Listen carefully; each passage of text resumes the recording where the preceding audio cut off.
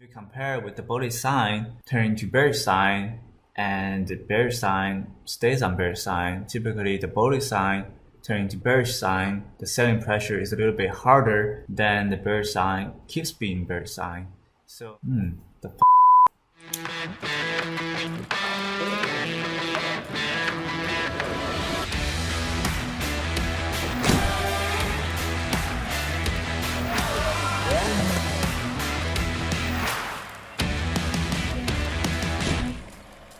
What's up guys, welcome to the new YouTube video of the week. Today I'm going to talk about my weekly performance. So in this week we had a lot of runners, a lot of low flow as well, a lot of sympathies as well. And we also had some crazy gap fill patterns and a lot of anti-psychology patterns as well. So today I'm going to talk about the psychology behind day traders and how they react into different scenarios. I'm going to list some rules for beginners. And also I'm going to talk about my almost 60,000 win on Friday. And I think I took a loss on Tuesday and Thursday, which is 3,000 and 6,000. And I had a massive gain on Friday because all those plays seem so crazy. They don't have the odds behind it. So that's why I didn't trade. So let's talk about YECO. Basically, this specific day, the flow started rotating and there's a solid breakout underneath it. And it starts squeezing from basically 1 to 17 in a day. And when you look at the low flow, don't ever look at the percentage gain because that will never help you to make a judgment on how this pattern is supposed to react. As I mentioned before, 60% maximum squeezing percentage. So if you can see, squeeze from a 3 to 5, consolidates at 5, squeeze about another 60% to roughly $8-ish and start moving back and forth, and parabolic to 10, squeeze about another 60% to 13. Now the 60% rule doesn't exactly work on all those really micro flow because they react differently. There's a lot of people behind it with big size and you will never know on the first screen day when will they cover or when will they sell their positions. So on the day one, never touch on the short side, and especially when you see the stock is up like 400, 500%, it can go 1,000, 2,000%. So you will never know how high it will go. Sometimes I see 2 to 150 in a day. So that's something that you need to be really careful with on those really micro flow. And I would suggest to wait until day 3, day 4 to short it because that's where in their backside start to show up. If the stock gap up on the second day, and you didn't go red, then that's a no short as well because once the micro flow stock is on green, it's really difficult for them to go red. It doesn't take that much money for them to go green to stay green. So people who behind it, who manipulate it, can take advantage of all those short sellers, squeezing the stock and sell them into strength. So those things you can't control, just stay away from it and wait until day 3, day 4 to short it. And that's my only suggestions for micro flow. And on first screen day, if it starts the flow rotate, I will prefer long than short. If you're a short seller, avoid those plays. And if you see the stock is up with no reason or no news, don't touch it as a long biased because as we see, PLAG got halted on Friday. When it's parabolic in, I'm sure this one will end up really badly. Typically drops about 50 to 70% once open. So never try to chase all those micro floater without a reason. People seem to have this kind of mentality if the one stock starts to spike in and once they fall off the cliff and there's another stock with a similar market cap and flow, they will start spiking again. So they used YECO mentality to long on PLAG, but PLAG was up without any reason. It was going insanely. And if you get caught, chased on all those halts, or if you chased into massive strength, you can really get easily halted and you're down 70%. You can't even sell because there's no line, there's no liquidity in the middle. So it opens at 4 or 5. What are you going to do? You're just going to sell your positions and down 70%. So that is the risk of micro flow, especially holding overnight, chase massive strength. And as a short seller, don't chase into strength based on percentage. You have to chase in based on pattern and never short on a micro flow on the first screen day. That's extremely important and make sure to follow that rule because all those people who traded last week, either they had a massive gain or either they blew up their account or they took a really big loss. So same psychology goes to PTI.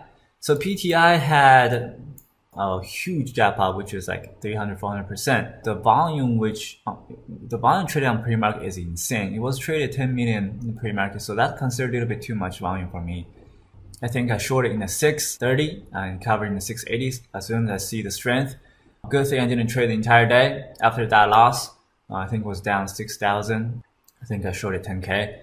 Once the stock performs gap fill or stays super crowded, it trades over 100 million shares a day. And that's the sign for you not to touch it either on the first green day or on the second green day. Because once the stock gets crowded, it becomes really unpredictable. It's really hard to pick an entry except they have a massive drop in a couple minutes. So that's something you have to be aware of. Once the volume start get crowded, start going to trade 100 million shares a day. I typically completely stay away from it on the first day, typically on the second day as well. So more prefer long bias than short, and same thing, don't judge by the stock gaining percentage. Look for a pattern instead of looking for the stock already gained 500%. Oh, it's up too much, I'm gonna short it. That's not how it works, especially on this really hot market. So PTI was one of the very good examples that volume was super crowded. It started trading massive amount of volume and it stayed very bullish on the day. And NCTY, which is very similar as same gaining percentage than PTI. Those two had similar gaining percentage, and those people who are beginners are looking at the same ticker. They say, okay, yesterday 400% went from 400% to 600%. So today I'm expecting NCTY going from 400% go up to like 800% because the flow is lower. But NCTY is a little bit different because the market cap and the flow is typically the range we are traded in. So PTI over 300 million market cap, that's not typically the penny stock range we typically short into or typically trade into. Once the volume gets crowded, volume always overwhelmed short sellers, and they can eat short sellers alive, and they always have a really messy chart. NCTY, they do have resistance before. The stock was not trading that much volume. Volume is one of the really important indicators for NCTY and PTI because volume decide how much buyer or show the stock what's the potential flow rotation will happen in the current day. NCTY did not trade that much volume. It was gapping up blindly. And people who chased blindly think it's going to perform PTI, and it didn't happen that way. So if the people think the stock is going bullish extremely because they see the example before, and once they see a bearish sign, which is very bearish, so a bullish sign turning into bearish sign, and buyers will get more nervous because they're not expecting what they're expecting. They think the stock is going to 10, but the stock instead of drop to 7, and the typically selling pressure will be harder than normal because it's out of their expectation. Now a bearish pattern, people short it because they know they're gonna come down, and if you compare with the bullish sign turning to bearish sign and the bearish sign stays on bearish sign, typically the bullish sign turning to bearish sign, the selling pressure is a little bit harder than the bearish sign keeps being bearish sign. So that's the little bit difference. That's why NCTY dropped so much harder than compared to PTI because it's out of people's expectations and dropped almost 100% of its own gain. So that's why I took a huge advantage on NCTY, and I made about 42,000 on NCTY, and I added in the middle, took advantage as well, made about 60,000, 56,000 by the end of the day. And that's my general thoughts of NCTY and PTI.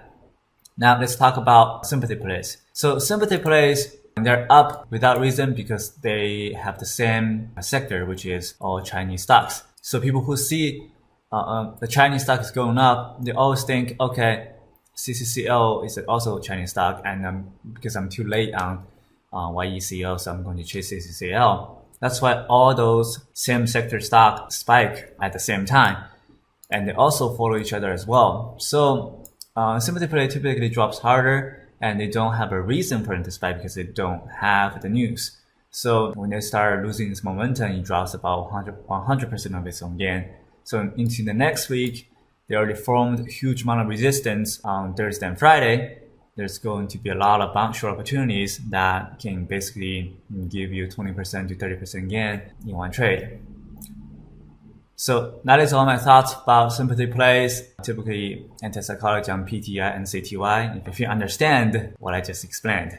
And leave a comment if you understand the anti-psychology side on PTI and CTY, and tell me how you think. I'll try to do those longer explanation YouTube videos as much as possible. Hopefully it's helpful. And if you want to learn more details about bounce short, gap up short, or all those psychology side of all those patterns, click the link below and we'll directly take you to one of my guide. We're doing a sale right now.